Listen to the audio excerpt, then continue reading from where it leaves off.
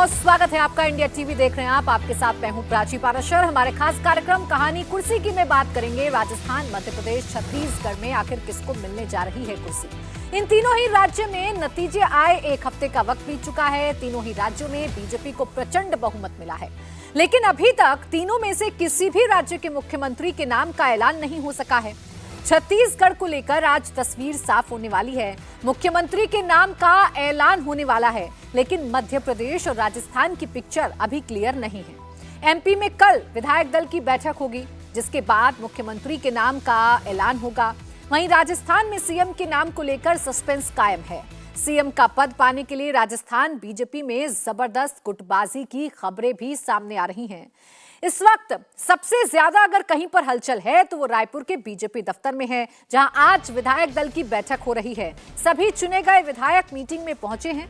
BJP आलाकमान की तरफ से बनाए गए तीनों पर्यवेक्षक भी बीजेपी कार्यालय में मौजूद हैं।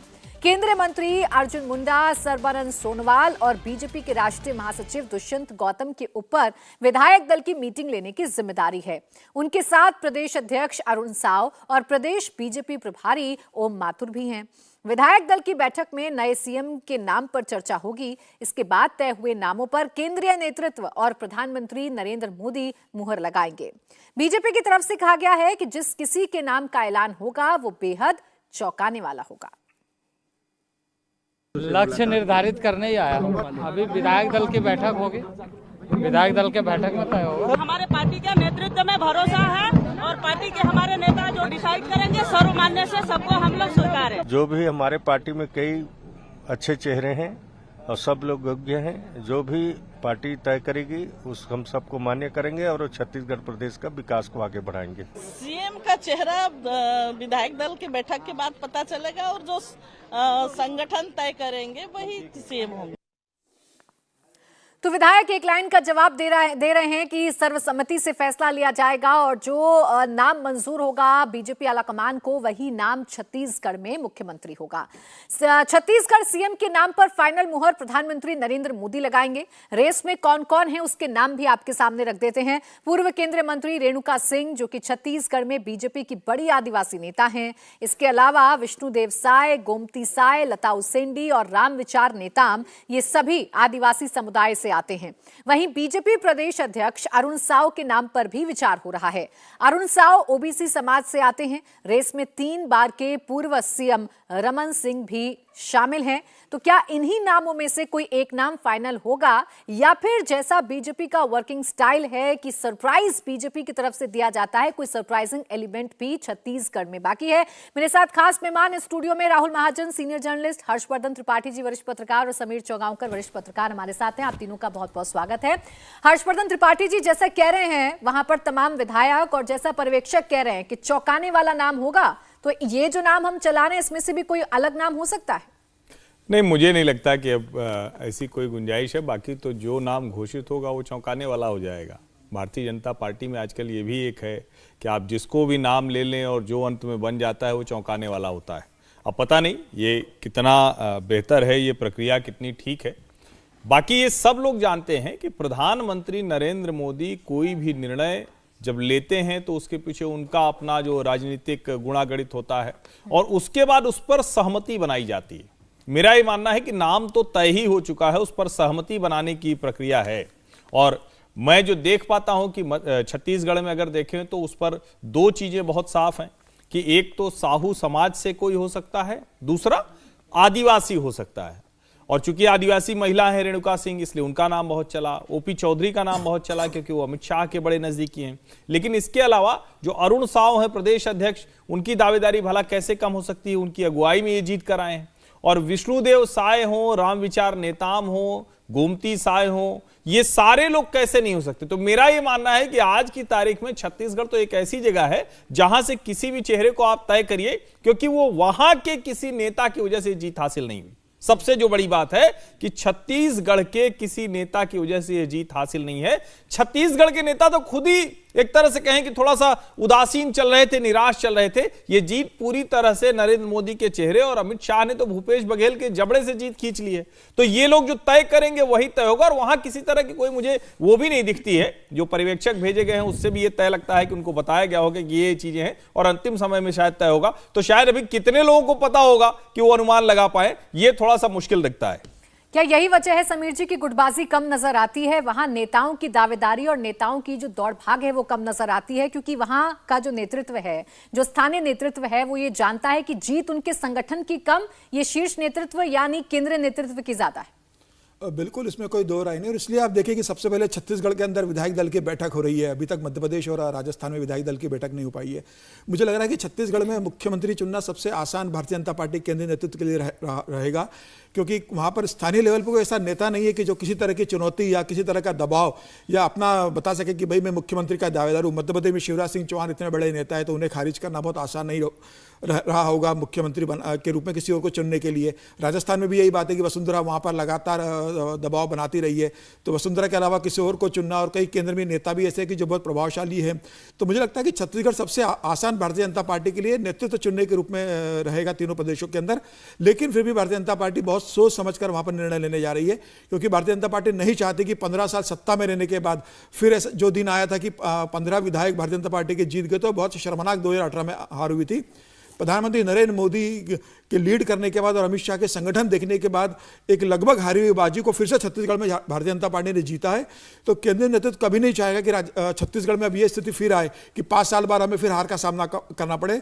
तो भारतीय जनता पार्टी वहाँ बहुत सोच समझकर 2019 को देखते हुए और प्रधानमंत्री की योजनाओं को जमीनी स्तर पर जो लागू कर सके और बेहतर प्रभावशाली नेतृत्व दे सके और डबल इंजन की सरकार के रूप में जो बेहतर काम कर सके, प्रधानमंत्री योजनाओं को लागू कर सके, मोदी की योजनाओं को प्रदेश के अंदर, ऐसे नेतृत्व का चुनाव करेंगे।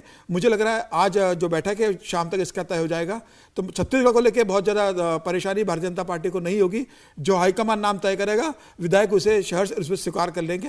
हालांकि ये भी तय है कि मध्य प्रदेश और राजस्थान में भी जो नाम तय होगा उसे विधायक स्वीकार कर लेंगे। लेकिन इन तीनों राज्यों में छत्तीसगढ़ सबसे आसान रहेगा केंद्रीय हाईकमान के लिए, जहां किसी नेता को चुन सकते हैं। ठीक है, जब इतना सब कुछ आसान है राहुल जी और इतना सब कुछ क्लियर दिख रहा है छत्तीसगढ़ में, तो इतना वक्त पार्टी ने क्यों लिया नाम तय करने के लिए? देखिए, फर्क ये पार्टी के दिमाग में हमेशा से रहा होगा। देखिए, वहाँ पे जो जीत हुई है, ये तो हर्षवर्धन जी जैसे कह रहे थे कि वो जीत जो है वो केंद्रीय नेतृत्व की है। पूरा वहाँ का संगठन जो है वो निष्क्रिय दिखाई दे रहा था। हमें रमन सिंह जो है वो भी हताश दिखाई दे रहे थे, उनको खुद विश्वास नहीं हुआ था कि ये इस तरह की जीत हुई है। तो वहाँ पर एक दिक्कत ये है कि जैसे वहाँ पर ट्राइबल एरियाज़ में जिस तरह की जीत, सरगुजा में पूरी की पूरी सीटें बीजेपी के हाथ में आ गई हैं, बाकी ट्राइबल एरियाज़ में भी बहुत अच्छा प्रदर्शन है वहाँ का। तो बीजेपी के सामने ये चुनौती है कि वो किसी ट्राइबल व्यक्ति को, महिला ट्राइबल को या ट्राइबल समाज से किसी व्यक्ति को दे या फिर ओबीसी समाज से दे। देखिए, वहाँ पर अनरिजर्व सीट्स हैं, वहाँ पर ओबीसी समाज का एक बड़ा वहाँ पर असर पड़ता है और वहाँ पे उनका बहुत ज़्यादा जोर है। तो ऐसे में उनके सामने ये चुनौती ज़रूर है कि वो ट्राइबल समाज जो कि कांग्रेस से हटकर बीजेपी के पास वहाँ पे आया है और उन्होंने बढ़ चढ़ के वोट दिया है, क्योंकि ये बार बार दिक्कत हो रही थी कि आरएसएस के काम के बावजूद ट्राइबल समाज में वहाँ पर वो पैक्ट नहीं बना पा रहे थे। तो ऐसे में अब एक बार ट्राइबल समाज अगर उनके साथ ट्राइबल एरियाज़ में लोग उनके पास आए हैं, तो क्या वो किसी से ट्राइबल समाज से किसी को दे, या फिर वो साहू, जैसे अरुण साहू का नाम आ रहा था, तो वो अरुण साहू को जो है बनाएं ताकि ओबीसी का जो पूरा वोट बैंक है उनके साथ रहे और जो 50 लगभग सीटें हैं जहाँ जो अनरिजर्व्ड हैं वो उनके जो है उनके साथ या उनके बीजेपी के पाले में रहें। हर्षवर्धन जी, दोनों ही वोट बैंक छत्तीसगढ़ के लिहाज से बीजेपी के लिए महत्वपूर्ण है और छत्तीसगढ़ से एक मैसेज भी वो आदिवासियों को दे सकते हैं, ओबीसी को दे सकते हैं मुख्यमंत्री बनाने के साथ ही।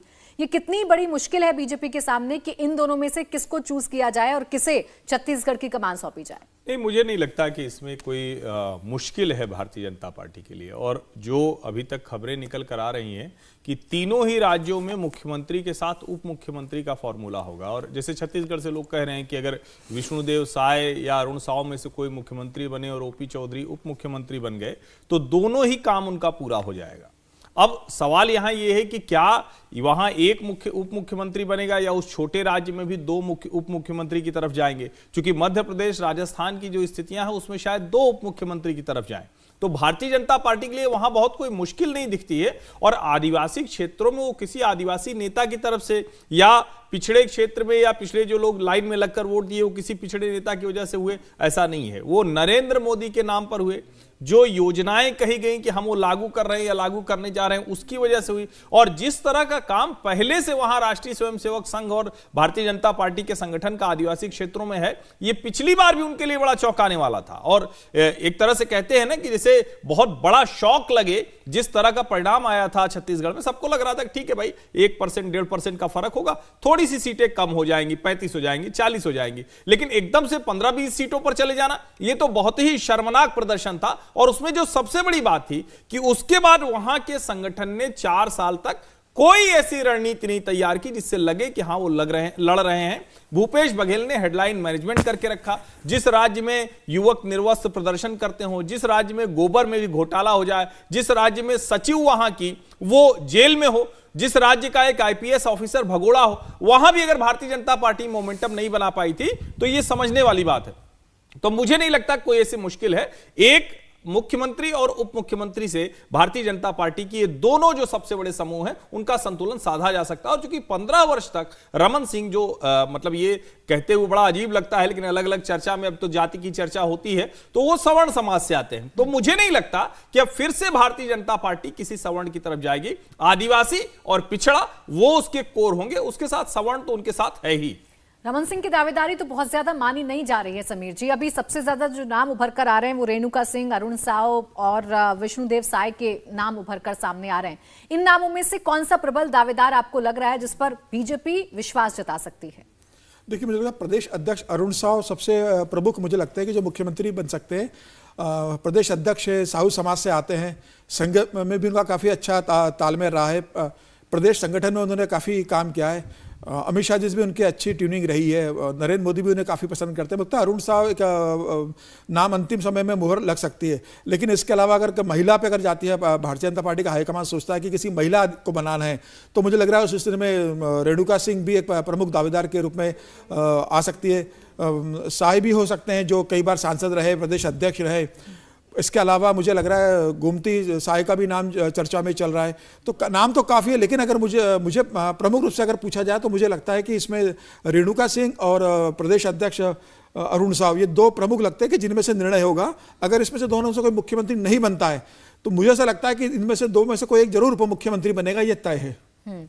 अरुण साव की दावेदारी राहुल जी क्यों इतनी जरूरी है? प्रदेश संगठन को वो संभाल रहे थे, उनके कह सकते हैं कि लीडरशिप में चुनाव भारतीय जनता पार्टी ने जीता है, संगठन को उन्होंने मजबूत किया। क्या यही फैक्टर्स उनके फेवर में जा रहे हैं? नहीं, उनके समाज का फैक्टर भी उनके फेवर में जाता है। साहू समाज जो है ओबीसी में सबसे बड़ा समाज माना जाता है और उनका असर भी बहुत सारी सीटों पर है। ये भी कारण है कि उनकी दावेदारी है। उनके पिता आरएसएस से हैं, आरएसएस के करीबी वो माने जाते हैं। ये भी है, उन्होंने इस संगठन को देखा है, बीजेपी के तो करीब से देखा है और संगठन में उनकी जो है भूमिका भी रही है। ये भी एक कारण है कि जैसे अध्यक्ष रहे हैं, तो ये भी कारण है कि उनकी जो दावेदारी है वो काफ़ी ज़्यादा है। लेकिन अगर महिलाओं में हम बात करेंगे तो लता उसेंडी का नाम भी जो है बात की जा रही है कि लता उसेंडी भी एक नाम ऐसे हैं रेणुका सिंह के अलावा, और गोमती साय भी ऐसा नाम है जो कि ट्राइबल भी हैं और महिला भी हैं। तो दोनों ही फैक्टर उनके फेवर में जाते हैं। तो इस तरह के नामों पर चर्चा ज़रूर चल रही है। लेकिन जैसा कि ये है कि इनमें से भी अगर कोई नाम होगा तो वो कहा जा सकता है कि सरप्राइज नाम होगा। तो ये वो लिस्ट है, ये वो नाम है जिनको लेकर आज फैसला हो जाएगा। विधायकों के पहुंचने का सिलसिला बीजेपी दफ्तर पर शुरू हो गया है, पर्यवेक्षक पहुंच चुके हैं, बैठक शुरू होगी और उसके बाद आज शाम तक इस नाम का ऐलान हो जाएगा। तो हर्षवर्धन जी, माना जाए कि आज शाम तक कम से कम छत्तीसगढ़ में तो ये जो संशय के बादल हैं वो छट जाएंगे और कोई एक नाम सामने आ जाएगा, या अभी और इंतजार करना पड़ सकता है? मुझे भी लगता है कि आज शाम तक भारतीय जनता पार्टी छत्तीसगढ़ के मुख्यमंत्री का नाम घोषित करेगी और मुझे लगता है उप मुख्यमंत्री भी घोषित होगा। कई बार होता है कि जब शपथ ग्रहण होने जा रही होती तब हमें पता चलता है कि उप मुख्यमंत्री बनेगा, लेकिन ऐसा मुझे लग रहा है कि छत्तीसगढ़ में मुख्यमंत्री और उप मुख्यमंत्री दोनों की घोषणा आज शाम तक हो जानी चाहिए। तो सारे समीकरणों को साधने के बाद छत्तीसगढ़ में आज जो बादल हैं संकट के, वो जरूर छट सकते हैं, संशय के बादल छट सकते हैं और कोई एक नाम सामने आ सकता है। ये सही शब्द है, संकट नहीं है छत्तीसगढ़ में, संशय। और वैसे भी ये जो डिले है ये कोई संकट नहीं है। अगर हम बाकी भी जगह पे देखें, हम कर्नाटका में भी देखें तो समय लगा था, मतलब 13 मई को घोषणा हुई थी कि कौन जीता है और 17 मई या 18 मई तक कोई तय नहीं कर पाए थे ये लोग। तो ये कोई बड़ी बात नहीं है कि इतना समय लगे। सारे कॉम्बिनेशंस कोई भी पार्टी देखती है, वो ये देखती है कि कौन उसके लिए बेहतर हो सकता है, कौन सबको साथ लेके चल सकता है। एक बड़ी बात ये होती है कि राजनीति में क्योंकि महत्वाकांक्षाएं होती हैं तो लोगों में दिक्कत आ जाती है, वो सबको साथ लेके नहीं चल पाते। तो ये भी एक फैक्टर रहता है कि कौन सबको साथ लेके चल सकता है, किसके नाम पर सबकी सहमति है, ज्यादातर लोगों की सहमति है, ये भी मध्य जाता है। तो क्या ये सारे इसमें 24 का फैक्टर भी ऐड कर लिया जाएगा? 24 का में फैक्टर कौन बिल्कुल जीतेगा? है, क्योंकि ये भी देखिए देखा जाएगा सारे राजस्थान और मध्य प्रदेश में तो खास तौर पे इसको देखा जाएगा कि 2024 में कौन ऐसा व्यक्ति है जो कि बीजेपी को उसी तरह की जीत दिला सकता है जैसे कि उन्हें पहले मिली थी। तो 24 को लेकर ये फैसला समीर जी कितना महत्वपूर्ण होगा और 24 के लिहाज से कौन सा चेहरा सबसे सटीक बैठ रहा है बीजेपी की रणनीति के हिसाब से? देखिए, मुझे लगता है 2024 का चुनाव तो प्रधानमंत्री मोदी के नाम पे लड़ा जाएगा और उनके चेहरे पे लड़ा जाएगा। आप जब देखिए, जब प्रदेश के चुनाव प्रधानमंत्री मोदी के नाम और चेहरे पे लड़े जा रहे हैं, प्रधानमंत्री मोदी के कारण तीनों राज्यों में छत्तीसगढ़, मध्य प्रदेश और राजस्थान के अंदर एक प्रचंड बहुमत भारतीय जनता पार्टी को मिल रहा है। तो मुझे ऐसा लगता है कि 2024 में प्रधानमंत्री मोदी का ही चेहरा रहेगा। मुख्यमंत्री कौन होगा ये बहुत ज़्यादा मायने नहीं रखेगा मतदाता के सामने, जैसे 2018 के अंदर हुआ था। लेकिन फिर भी भारतीय जनता पार्टी मुख्यमंत्री चुनते समय ये बात जरूर ध्यान रखेगी कि प्रधानमंत्री मोदी की योजना है वो जमीनी स्तर पर लगातार करे, और जब सरकार बनकर आएगी प्रधानमंत्री मोदी की 3 महीने के बाद जब चुनाव होंगे और फिर प्रधानमंत्री नरेंद्र मोदी तीसरी बार जब सत्ता संभालेंगे तो वो जो योजनाएं लेकर आएंगे तो उस हिसाब से कदम मिला के चल सके मुख्यमंत्री, और केंद्र की योजनाओं को प्रदेश पर बराबर पहुंचा सके। और डबल इंजन की सरकार जो मोदी जी कहते हैं कि भाई केंद्र की योजना है वो प्रदेश में बेहतर तरीके से लागू हो, तो वो कौन लागू कर सकता है? प्रदेश के अंदर भी जो बेहतर प्रशासन दे सके, जिससे आने वाले विधानसभा चुनाव में फिर मोदी जी के ऊपर रोकना चाह रही हूं। छत्तीसगढ़ की हम चर्चा कर रहे हैं लेकिन नजर सबकी राजस्थान पर बनी हुई है। राजस्थान में इस वक्त हलचल बढ़ी हुई है। बड़ी खबर यह है कि जयपुर में वसुंधरा के घर पर हलचल बढ़ गई है। कई बीजेपी विधायक वसुंधरा से मिलने पहुंच गए हैं। एमएलए बाबू सिंह राठौर, अर्जुन लाल गर्ग पहुंचे हैं। एमएलए अंशुमान सिंह भाटी भी वसुंधरा के घर पर पहुंचे हैं और पूर्व मंत्री देवी सिंह भाटी भी मिलने पहुंचे हैं। तो ये हलचल राजस्थान में बढ़ी हुई है और सबसे मुश्किल राजस्थान में ही बीजेपी पड़ी हुई नजर आ रही है। और ये माना जा रहा है कि वसुंधरा राजे जिस प्रेशर पॉलिटिक्स के लिए जानी जाती हैं वो प्रेशर पॉलिटिक्स अभी भी कर रही हैं। बेशक वो कहें कि पार्टी लाइन से इतर नहीं जाएंगी, बेशक वो कहें कि जो आलाकमान का फैसला होगा वो उन्हें मंजूर होगा, लेकिन एक एक करके उनके जितने भी एक्शन हैं, उनका जितना भी मूवमेंट है, इस तरफ इशारा कर रहा है कि वो अपनी दावेदारी तो पेश कर ही रही हैं और उस दावेदारी को पेश करने के लिए अपना शक्ति प्रदर्शन भी कर रही हैं। एक एक करके उनके घर पर विधायकों के पहुंचने का सिलसिला भी जारी है।